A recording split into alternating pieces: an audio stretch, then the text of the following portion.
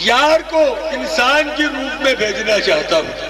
انسان کے لیے میری سنت ہے اسے مٹی سے بناتا ہوں. یار کو مٹی لگانا بھی نہیں چاہتا, مٹی اسفل ہے, یار اعلیٰ ہے. اب جبریل سر جھکا کے کھڑے ہو گئے, یا اللہ تو ہی اللہ مشکلات ہے.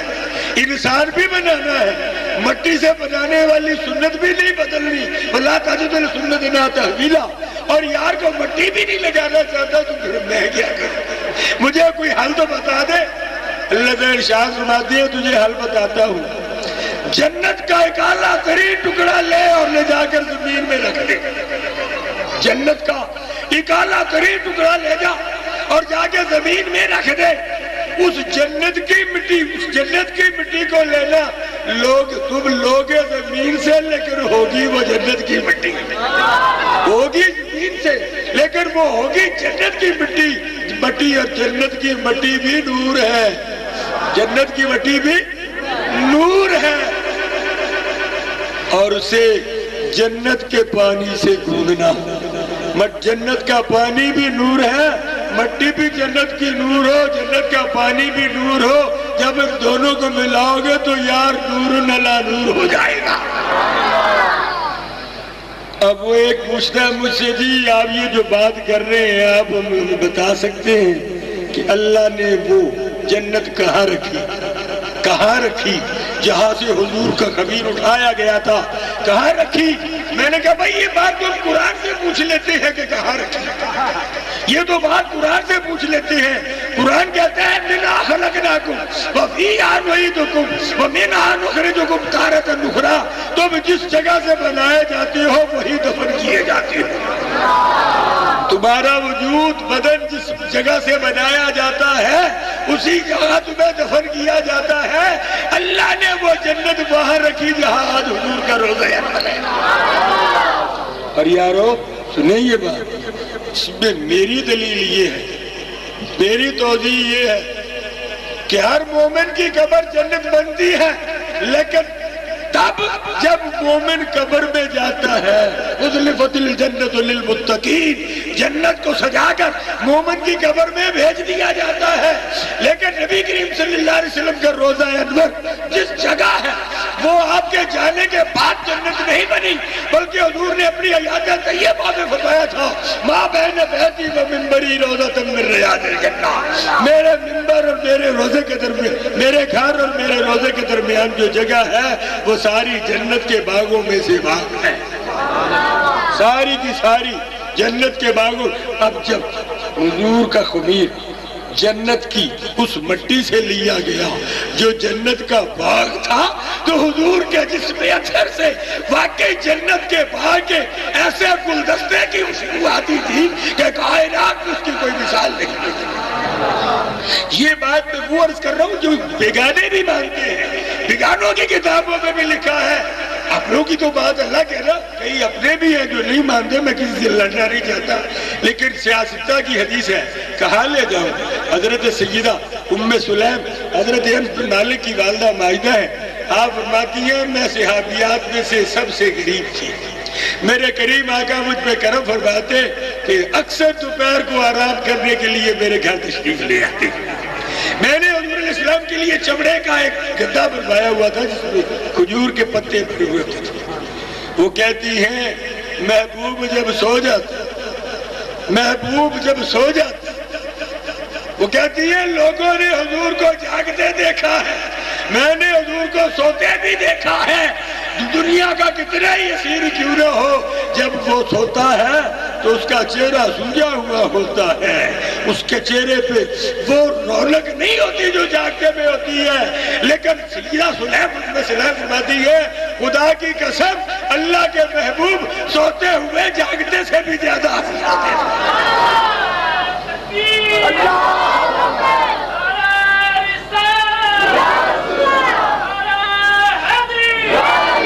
اماں جی فرماتی, ام سلام فرماتی ہے گرمی ہوتی ہے حضور علیہ السلام کو پسینہ آتا.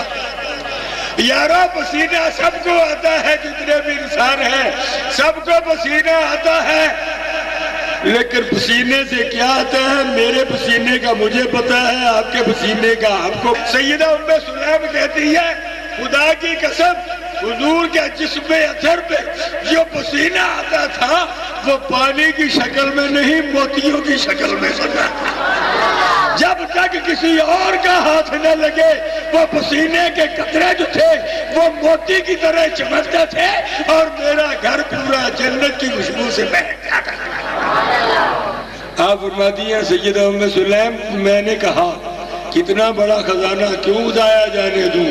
جب حضور سو جاتے تو میں حضور کے پسینے کو چنتی رہتی تھی، چونکہ وہ موتیوں کی شکل میں ہوتا تھا۔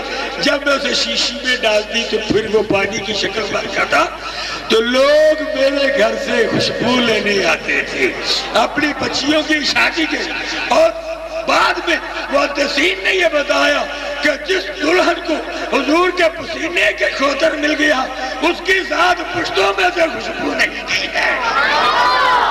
حضور ان کی مہکنے دل کی گنجے کھلا دیے ہیں، جس راہ چل دیے ہیں مجھے پھنسا دیے ہیں۔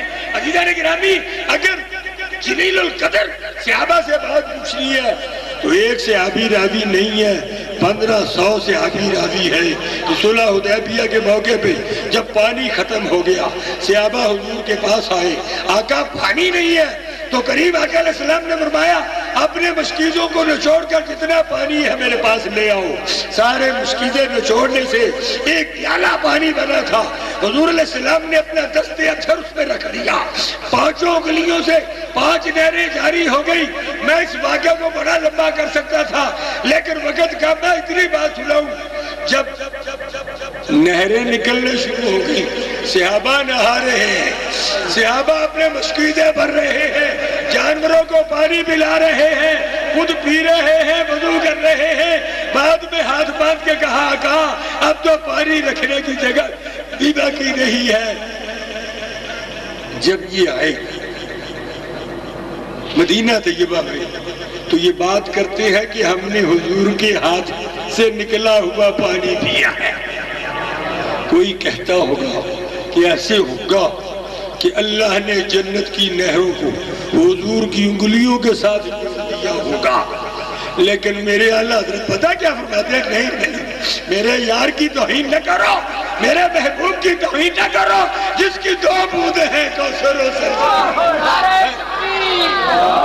نعرہ رسالت، نعرہ رسالت، حضرت و شان مصطفیٰ۔ اور اللہ حضرت کی بات کو یاد رکھا، جس کی 2 بوند ہیں کوثر و سلسبیل، ہے وہ رحمت کا دریا ہمارا نبی، ہے وہ رحمت کا دریا ہمارا نبی۔ جب یہ مدینہ طیبہ میں آگے بات کرتی ہیں تو دوسرے لوگ پوچھتے ہیں یار حضور کی انگلیوں سے نکلا ہوا پانی 1500 آدمیوں کے لیے کافی تھا؟ تو صحابی کہتے ہیں یار ہم ہی کم تھے، خدا کی قسم اگر 15 لاکھ بھی ہوتے تو پانی کم نہ تھا۔ یارانی گرامی میں ایک سے آگے چلتا ہوں، ایک صحابی ایک آدمی آ کر صحابی سے اور سوال کرتا ہے یار یہ تو بتا حضور کی انگلیوں سے جو پانی نکلا تھا وہ کیسا تھا؟ کہتے ہیں احمدآباد کا پانی اور ہے، مری کا پانی اور ہے، کئی لوگ باہر سے پانی سوئٹزرلینڈ کا منگا کر پیتے ہیں، پیپسی کا مزہ اور ہے، مرنڈا کا مزہ اور ہے۔ وہ پوچھتا ہے مجھے یہ بتاؤ کہ سرکار کے ہاتھوں سے نکلا پانی اس کا ذائقہ کیسا تھا، وہ پانی کیسا تھا؟ سیاستہ کی کتابیں پڑھ کے دیکھو، صحابی جواب میں یہ کہتا ہے واللہ واللہ واللہ مائد النبی صلی اللہ علیہ وسلم اطیب من المسک و ابید من اللبن۔ حضور کے ہاتھ کا پانی دودھ سے سفید تھا اور کستوری سے زیادہ خوشبودار تھا۔ یہ صحابہ گواہی دیتے ہیں۔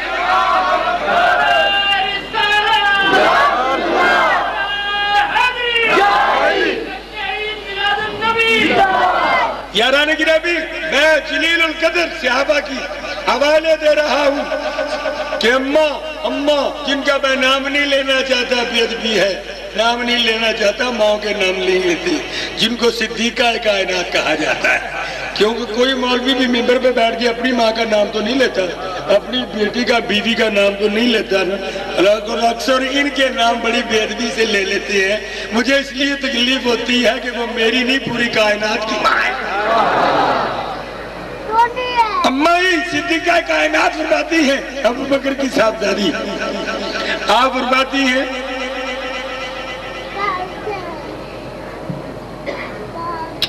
اکثر ایسا ہوتا تھا کہ جب میں پانی پی لیتی تو نبی کریم صلی اللہ علیہ وسلم اسی برتن سے پانی پیتے اور برتن کو پھیر کر این اس جگہ پہ ہونٹ رکھتے جہاں پہلے میرے ہونٹ لگے. یہ مردوں کو حکم دیا جا رہا ہے، اس لیے کہ جو اپنی بیوی سے پیار نہیں کرے گا وہ غیروں کو دیکھے گا. پہلے نمبر پہ اپنے گھر سے پیار کرنے کی بات کی جا رہی ہے. ابا جی فرماتی ہے، جو میں آپ کو سنانا چاہتا ہوں، آپ فرماتی ہے ہم روز ایک ہی برتن میں کھانا کھاتے تھے، سالن والا برتن، ایک ہی برتن ہے، ایک ہی برتن میں پانی پیا ہے، ایک ہی برتن میں کھانا کھایا ہے. میری ازدواجی زندگی میں نے 18 مرتبہ نبی پاک صلی اللہ علیہ وسلم کا پیچھا کیا ہے کہ اکٹھا کھانا، ایک کھانا کھایا ہے. میرے اندر جا کر کھانا جو بنا وہ تو میں نے دیکھ لیا، اب میں دیکھوں مصطفیٰ کھاتے ہیں تو کیا نکلتا ہے. فرماتی ہے رب کعبہ کی قسم، حضور نے جہاں بھی فراغت فرمائی، میں جب وہاں گئی تو مجھے کستوری کی خوشبو آ رہی. جب ایسی بات کرتے ہیں نا ہم کو بڑی کراہت ہوتی ہے، بڑے بسور کے بات کرتے ہیں. یہ کیا بات کرتے ہیں؟ فضلے کی بات کرتے ہیں. اور یہ کیا جانے کہ کس کی بات کرتے ہیں؟ اگر تجھے فضلے سے اتنی نفرت ہے تو میں تمہیں یہ بتاؤں کہ شہد مکھی کا فضلہ ہے، اسے تو چاٹتا ہے، اس کے بارے میں مانتا ہے کہ یہ شفا ہے. محمد عربی کے بارے میں بات کرے تو تجھے تکلیف ہو. اے ظالم، عنبر خوشبو یہ ایک مچھلی کا فضلہ ہے. اس مچھلی نے تبلیغی جماعت میں کوئی چلا نہیں لگایا، نہ منہاج قرآن میں وہ پڑھ کے آئی، نہ کسی دیوبندی یا بریلوی درس میں پڑھ کے آئی. اس مچھی کو یہ فضیلت اس لیے ملی کہ حضرت سیدنا یونس علیہ السلام نے 40 دن اس مچھلی کے پیٹ میں آرام فرمایا ہے. اس کی پوری نسل کو یہ اعزاز مل گیا کہ اس کے جسم سے عنبر خوشبو نکلتی ہے جو انتہائی قیمتی بھی ہے اور شفا بخش بھی ہے. یہاں مولوی فضلے کی بات نہیں کرے گا. میں یہ کہتا ہوں کہ یونس علیہ السلام 40 دن آرام کر جائے جس مچھلی کے پیٹ میں، وہ مچھلی اتنی خوشبودار ہوتی ہے اور جس کے شکم اتھر میں میرے تیرے آقا نے 9 ماہ قیام فرمایا، ان کی شان کون بیان کرے گا؟ یاران گرامی، اگر یونس علیہ السلام کے ٹھہرنے سے عنبر سے اتنی خوشبو آتی ہے تو خود یہ شان ہے خدمتگاروں کی. سردار کا حال کیا ہوگا؟ یاران گرامی، معتبر مجھے احساس ہے کہ وقت زیادہ ہو رہا ہے، لیکن یار کی باتیں ہیں جو جتنے پیار والا ہے وہ تو خدا کی قسم ہاتھ جوڑ کے کہتا ہے نہ علمہ وچ پھسا سانوں کوئی یار دی گل سنا سانوں اوتھے علم دا سکہ نہیں چلدا جتھے عشق دا ڈیرا ہے. یہ بات حضرت عبداللہ بن عباس کی بات کر رہے تھے، مجھے ایک اور صحابی یاد آ رہے ہیں، حضرت عبداللہ ابن زبیر. یہ حضرت ابو بکر صدیق رضی اللہ تعالیٰ عنہ کے سگے نواسے تھے، اماں جی صدیقہ کائنات کے سگے بھانجے تھے. یہ مدینہ منورہ میں جا کر مسلمانوں میں پہلے پیدا ہونے والے بچے ہیں حضرت عبداللہ ابن زبیر رضی اللہ تعالیٰ. لمبی بات نہیں کرتا ہے، ایک دن یہ گھر تشریف لائے حضور کے، کیونکہ یہ اماں جی ان کی سگی خالہ ہے، پتہ تو نہیں کرنا نا. حضرت عبداللہ بن زبیر نے دیکھا کہ ایک پیالے میں لہو پڑا ہے. پوچھا خالہ جی یہ کیا ہے؟ آپ نے فرمایا رات نبی کریم صلی اللہ علیہ وسلم نے بچنے لگوائے تھے، یہ ان کے گھٹنوں کا خون اکٹھا ہے، جاؤ باہر جا کر کہیں نہ کھاؤ. حضرت عبداللہ بن زبیر باہر نکلے اور حضور کا خون پی گئے.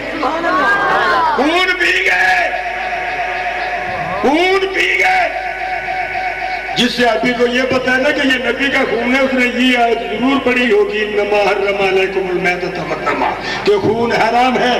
خون پی گئے. کیا کیا بظاہر نعوذ باللہ من ذالک؟ اللہ نے جب خون حرام کیا تو یہ نہیں کہا کہ میرے مصطفیٰ کا خون پاک ہے، یہ نہیں بھی کہا. تب بھی مومن سے ابھی کو پتہ ہے یہ آیت حضور پہ نہیں آتی. جب اندر تشریف لاتے ہیں سرکار عالم مسکرا کے پوچھتے ہیں یا عبداللہ لعلک شربت، عبداللہ تو نے میرا خون پی لیا. نام کیا رسول اللہ کیا کرتا؟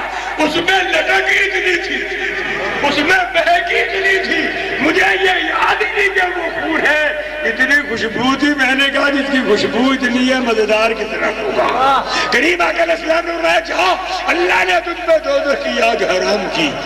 اور صحابہ پوچھ